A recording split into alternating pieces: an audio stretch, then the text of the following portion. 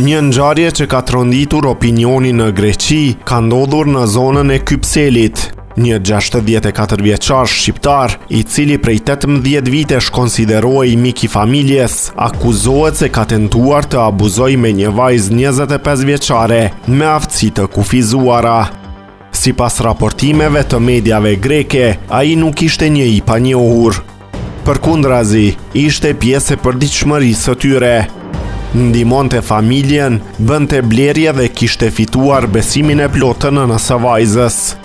Askush nuk mund të imagjinonte se pas këtij imazhi fshihej diçka kaq e rëndë. Ngjarja ka ndodhur më 21 shkurt në momentin kur nëna ishte larguar për pak minuta nga banesa. Kur ajo u kthye dhe hapi derën, u përball me një skenë që sipas fjalëve të saj nuk do ta harroj kurrë.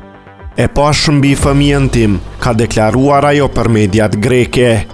Ai vrapoi dhe u fshe në tualet, e godita me çfarë gjeta, pastaj filloi të më godiste dhe të shante, madje goditi edhe vajzën time.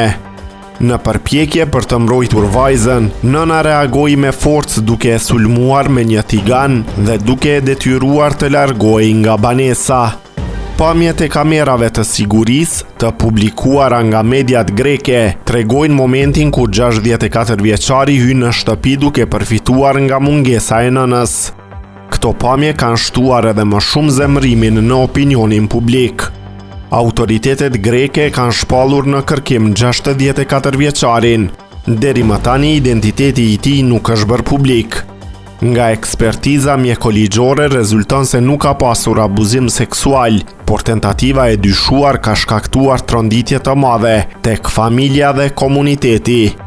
Sipas mediave greke, ai jeton në Nea Smyrni me djalin e tij, ndërsa raportet familjare thuhet se i ka të tensionuara. Me vajzën dhe bashkëshorten nuk ka kontakt. Një histori që ngrepi pyetje të forta për besimin, sigurinë dhe rrezikun që mund të fshihet edhe tek njerëzit që konsiderohen të afërt.